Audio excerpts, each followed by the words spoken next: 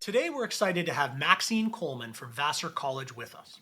Maxine's career spans from landscape architecture to leading facilities at a historic college. She spent nearly 20 years as a landscape architect, even working on projects overseas, before a desire for something new led her to earn a graduate degree in facility management. Maxine will share how she made that mid-career leap, going to grad school at night while working full-time with a newborn in tow, and how it launched her into managing school operations in Atlanta and then New York City. Now, at Vassar, she applies her design expertise and project management savvy to a campus founded in the 1860s. We'll hear how she's tackling challenges like aging buildings and sustainability, all while keeping the campus running smoothly. Maxine's story shows that sometimes the path you never planned for can lead to the role that you were meant for. Good morning, Maxine. Thanks for joining us on this episode of Telling Your Asset Management Story. Yeah, good morning, Bill. So Maxine, I always like to start, one of the most fascinating things I find about folks in the facility management, asset management world is the path that they took to get where they are today. So I'd love to just start, if you can tell a little bit about your personal journey and how you ended up at Vassar College in the role you're in now. Yeah, I think probably like every other person in a role like this, it's not something I dreamed of as a child or anything. It's not a career I knew about. My undergraduate degree is in landscape architecture. So Nice. I worked as a landscape architect for close to 20 years before sort of this career shift. But the first dozen years, I was at a small firm, and when you're working for a small design firm, you do everything. You do the design, you do the construction administration, you do the input into CAD, all the different parts and pieces, client meetings, and I enjoyed the building of things, process, and learning about the maintenance. Um, after 12 years there, though, I moved to a different firm, to a global interdisciplinary firm, huge offices all over the world. And I got to work all over the world. That's awesome. When I was there. So mostly in the Middle East. We had a lot of projects in the Middle East and in Asia, but I went down the Middle East path. But I was working again so now I'm embedded with teams of engineers and architects and talking to the owners. And we were designing and building projects at a scale that I can't even wrap my head around still. I mean, like small cities we were building together. So I was working there and really loved all the conversations about all the things that make a campus kind of hum and work together. While I was there, my first child was born. And so I don't know if it was like a pre-midlife crisis, but where our office was, I was like, oh, you know what? Now would be a great time to go back to school. So there was very well-known engineering school down the road from where my office was in Midtown Atlanta. So started talking to them about graduate programs I knew something in building construction, but I didn't know what. Anyway, when I got my applied, was accepted into the program for the School of Building Construction and Facility Management. So Nice. At Georgia Tech. So I attended there, worked full time, had a baby boy, and went to school at night. Wow. Yeah. So Busy times. Yeah. And so I think at the intersection of that job at that firm and going to school at night, the graduate class was probably half working professionals, half students straight from undergrad. Right. And so these were my peers. These were folks who, the working professional side, were my peers who had, they all had jobs already in established fields. It just gave me more insight into opportunities that were outside of the work that I was already doing. And I should say my role, I'm not a good designer. My role was project manager. That was my strength. So I really enjoy management, putting all the pieces together, coordinating. So anyway, it was sort of a natural progression looking back. It felt like a U-turn at the time, but so I got my degree. There was a job opening for a school in Atlanta, which would allow me to stay home, not be out of the country so often. So I applied. It was a director of operations, which is, I think, in many places, really has a lot to do with facilities. So Hmm. I was offered the job. I accepted, worked there, and that was my first kind of step into the world of facilities. So managing the physical plant of the school, Hmm. it's K-12 school, Oh, nice. and in addition to the design and construction projects that we had going on and all the other things that, you know, don't fit neatly in any other bucket end up in Right. operations. So the mail room, the copy center, all the things. So dining, transportation, Wow. all that. Anyway, so I worked there for some years and had always wanted to relocate. But my family, we'd always wanted to relocate to the Northeast. Nice. I happened to be at a conference and I was talking to someone about something completely different. And he said, "Oh, well, by the way, my job is I recruit directors of operations for K-12 schools." And I was like, that is an incredibly niche market. But okay, this is what I do. What do you Yeah. got in the Northeast? And anyway, we started talking, and there was a job opportunity in Brooklyn, New York at another school. So again, interviewed, took that on. So I'm almost at the end here. So was working in Brooklyn. Brooklyn was not for my family though in terms of living. Hmm. We had been, we had lived in suburban Atlanta. So it was finding that hard to transition. At this point, I had two sons. Hmm. So moved a little bit north of the city, and then a little further north. And anyway, I ended up way north of the city. Was commuting about 2 hours one Oh. way to Brooklyn, which I didn't mind. I loved Brooklyn. I still do. I Hmm. love the school that I worked at. I loved the job, the people. But was keeping my ear open for other opportunities, and had always wanted to work in higher ed. I thought that would be an interesting challenge. Nice. Yeah. So the opportunity opened up at Vassar. I applied after about 27 interviews and meetings. I was thankfully lucky enough to be selected. So Oh, that's awesome. yeah, I'm in my third year here, assistant vice president of facilities operations. That's awesome, and it's such an interesting route, and from landscape architecture all the way through to higher ed. So thanks for sharing your personal story. And can you tell us a little bit about Vassar College and the portfolio that you manage, and some of the unique aspects of what you're dealing with? Yeah, Vassar has long-standing school here, been around since the 1860s, when Matthew Vassar decided he wanted to open a women's college. So he was able to fundraise for that and start it. And we originally started in one building. It's called Main Building. Eh, so that was the college initially. Of course, since then it's grown. It's become co-ed, no longer just a female college.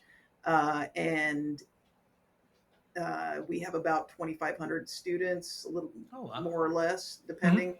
Uh, Physical property is about 1,000 acres, but we occupy around 400. There's a lot of other acreage that's something we call the preserve, which is Nice.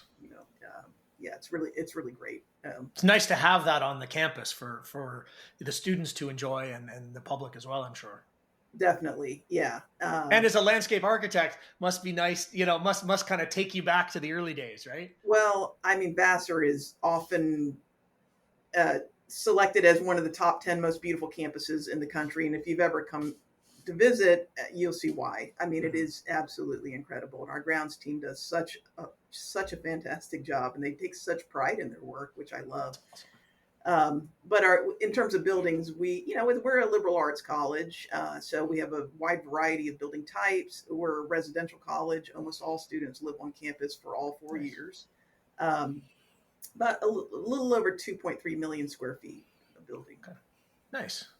Very diverse. Again, having that green space as well as all those buildings, I'm sure kind of ties in nicely with all your varied experience that got you here. So, um, looking at kind of recent past, current, and kind of near term, Maxine, what do you think are your top three challenges as it relates to facility and asset management that you're tackling, and your strategies or approaches to overcome them? Would love for you to share.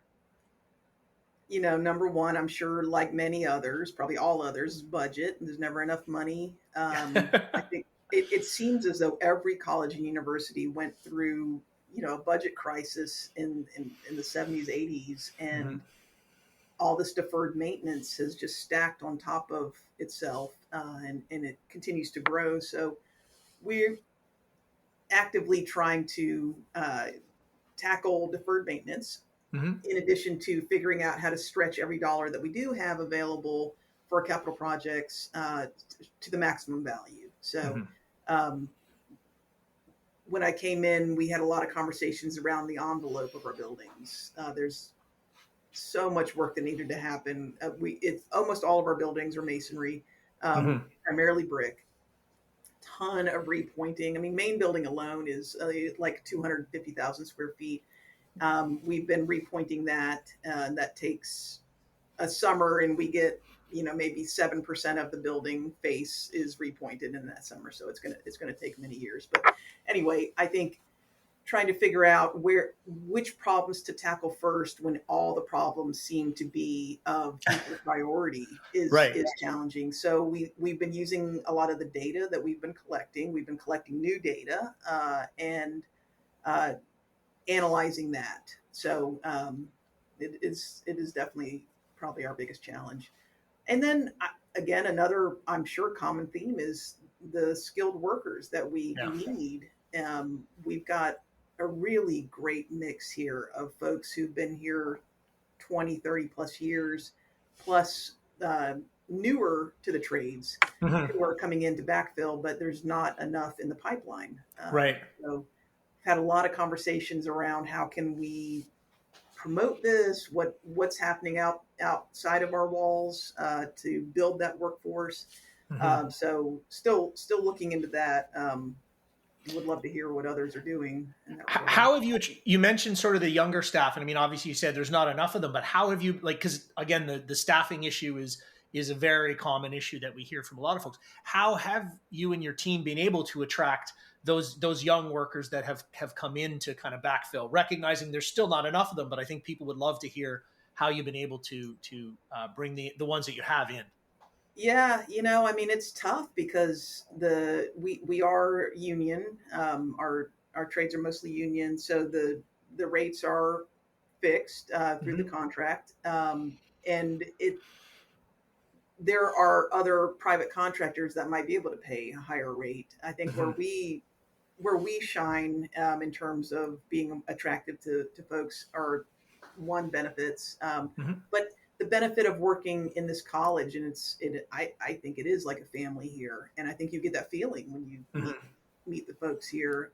There's so much to be learned and gained while at Vassar.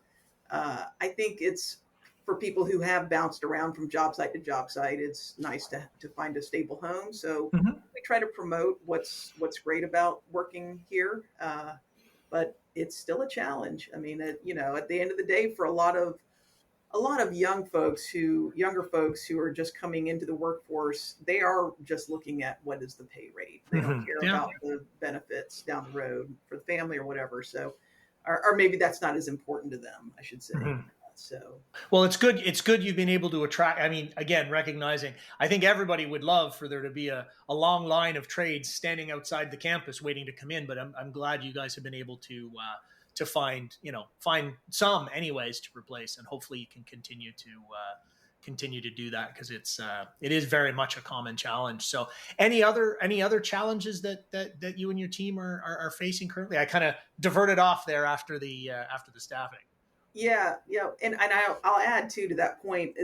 Our management team is acutely aware of the pipeline kind of drying up or feeling like it's dried up a little bit. So when they're out meeting people, talking to different contractors, and I think they're constantly trying to build those relationships as well, just to have to have interest out there, even if there's no job opening, so we can which I think is really important, and I'm appreciative of their efforts to do that.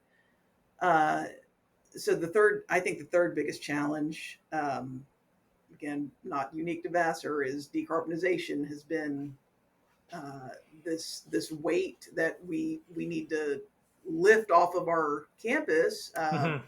using being dependent on fossil fuels for energy. But it is really challenging because we are primarily a STEAM campus. Hmm.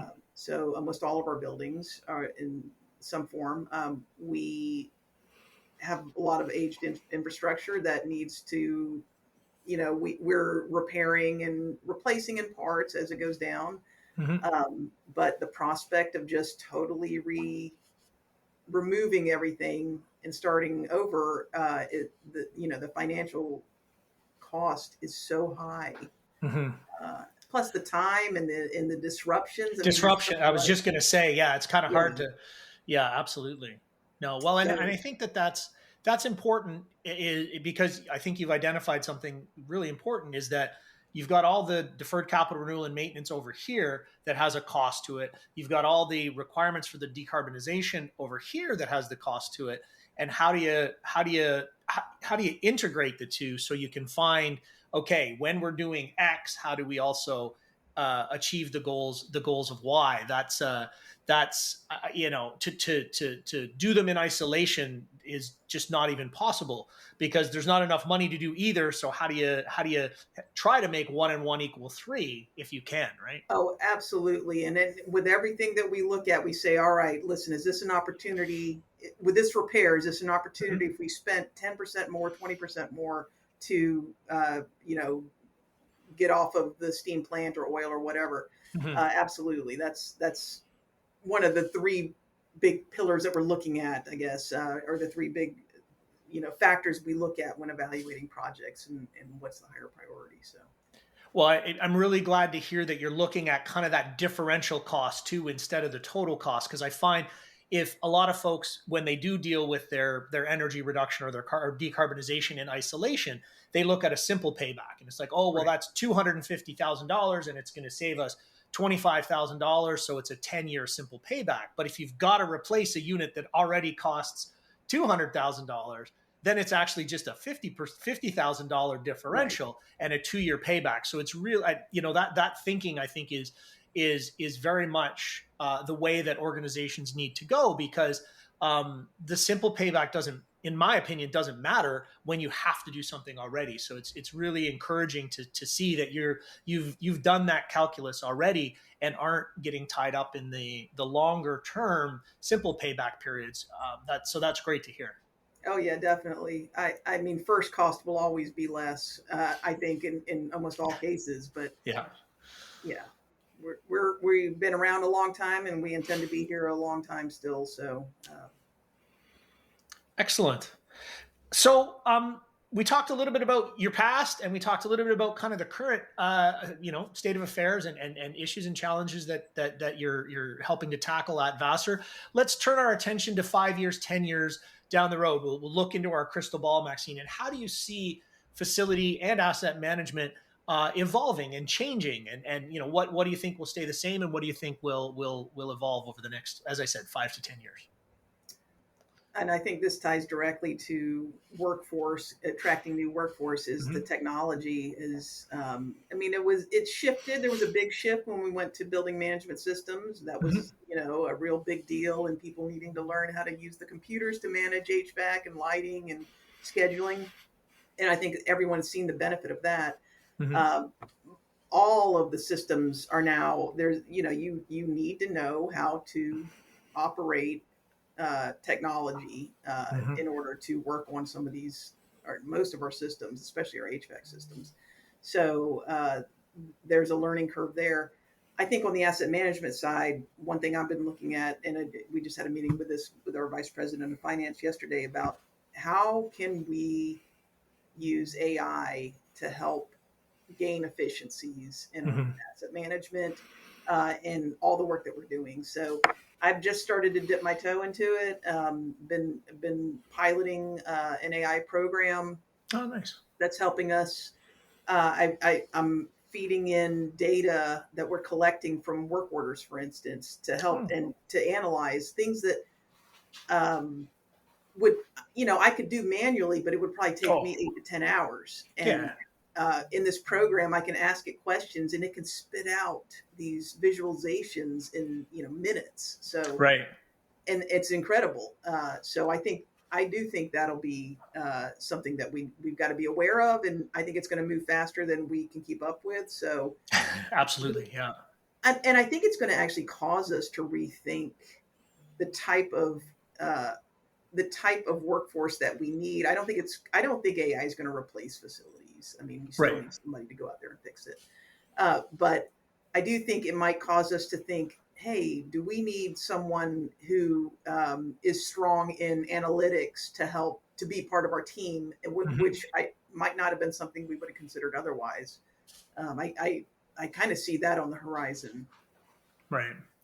No, and I think it's really interesting to hear how you're already putting the data you have into AI, because a lot of folks that we've talked to are like, yeah, they're still in that kind of feeling it out stage, or we think, or we hear.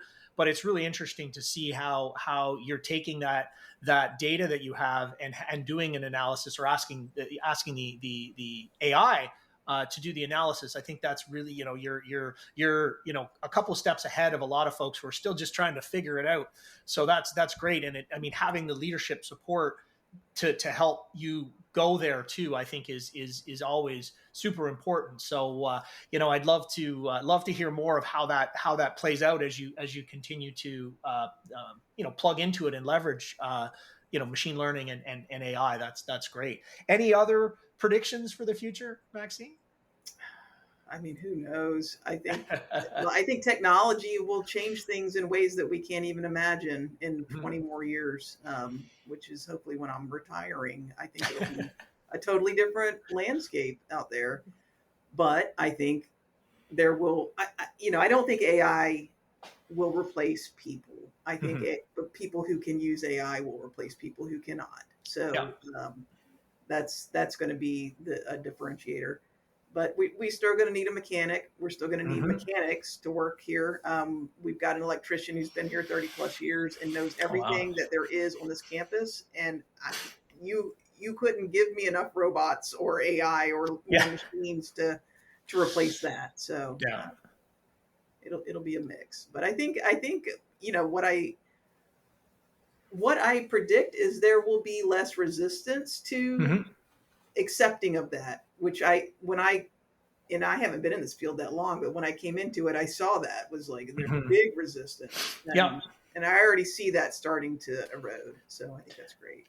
Yeah, it's interesting because I mean the speed of the evolution, I'll put that in quotes, of AI and the technology that's out there has surprised even me. Like even a year ago, and you know what? Let's be honest. Facilities management is a little bit tried and true, a little bit old Yeah, school, if you will. But to your point, I think it's interesting to see even the old school kind of transitioning a little quicker than I thought to new school as these technologies and these capabilities continue to just get better and better. oh, definitely. Yeah, So, just one last thing, Maxine, just in terms of one of our audience here, we're trying to find folks like yourselves, facility and asset managers that want to learn and grow their lifelong learning, grow their careers. If you wouldn't mind, I mean, again, if we're being honest, facility and asset management is more traditionally a male field, and I'm wondering if you would have any advice for other females in the field that are looking to grow their career and move into a leadership role like you found for yourself. yeah. No, I don't be afraid to try. For one thing, it is definitely still a male dominated field, but and when I interviewed for one job, one of the schools, I was asked the question like, how do you deal? I was talking about my experience working in Saudi Arabia, Right. which is a totally different A very experience. different world. Yeah, it's Yeah, a very I'm different sure. experience. And I don't know if I think I'm was probably personality wise just born with a level of confidence that is sometimes doesn't work to my advantage.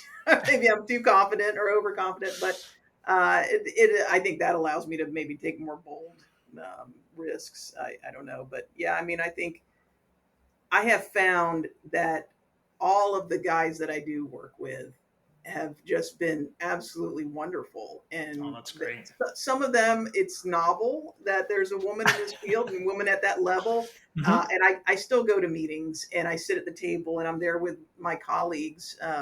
Some of them my direct reports, and everyone's looking at the guy at the table to answer the questions. And then everyone turns and looks at me like, okay. I think that perception is going to hang around for, probably forever. But I don't know. I don't know. I wish I had better advice, except to say find those peers, those female colleagues, have those conversations, and I think that's also really important. I have that my own network that I talk to, and I mean we laugh about things that are absurd in the world of facilities, like everyone else, and sometimes it has to do with being a woman or not. But yeah, it's find that group of support. Don't be afraid to take a chance. Um, Awesome. put yourself out there. No, that's great, and thanks for that advice for others in the field, and you've obviously been able to secure a senior leadership role. So I think that your thoughts and insights will be very valuable to folks. And you mentioned kind of groups and industry associations. And just to wrap up, Maxine, you and I had an opportunity to meet at the IRAPA, the Eastern region of the Association of Physical Plant Administrators, the higher ed facilities group. Can you just talk? You mentioned a little bit about how you've used those kinds of networks. How do you and your team leverage industry associations like APA for your own personal growth, but also for the benefit of Vassar? I mean, APA in particular has so many resources. I mean, I have on my bookshelf right now the latest version of the custodial. I think it's the Book of Knowledge they call it. But these are established benchmarks that I think a lot of us in these professions use and rely on. I was just looking at APA's website last night. I forget what they call the FPI, the Facilities Performance Indicator. Mm-hmm. And I regret I didn't participate last year. And they'll issue a new survey on August 1st, and I intend to participate because it's their benchmarking actual institutions. Oh, okay. So I mean, there's so many resources that APA can provide. Probably none more important though than that network of peers, Mm-hmm. and just sometimes being able to say, "Hey, this is what's happening. Is anyone else seeing this?" And not feel crazy or like this can't just be us, right? And getting that validation that you're not Mm-hmm. alone, but also hearing new ideas, new perspectives. It's you cannot put a value on that. Oh, that's awesome. Well, and thanks for mentioning the references and the resources, right? Because I think a lot of people, when they think of the associations, they think of the events, they think of the networking, they think of that. But you're absolutely right. A lot of these associations, APA in particular, has just libraries of resources that people can tap into. So that's a really great recommendation for folks to not only get out and get involved and participate in the networking, the events, but to tap into the resources. So well, thank you so much for your time, Maxine. Any final thoughts to share with our audience before we let you go and get back to your day job? I just appreciate the opportunity. This has been interesting and fun. So thank you. Awesome. Well, thank you for your insights. I really appreciate it. And we'll talk to you later. Thanks, Maxine.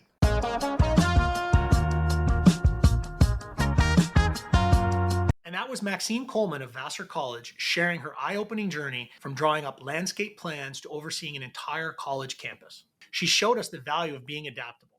Maxine wasn't afraid to go back to school and switch careers, and that brave move opened up a whole new world for her.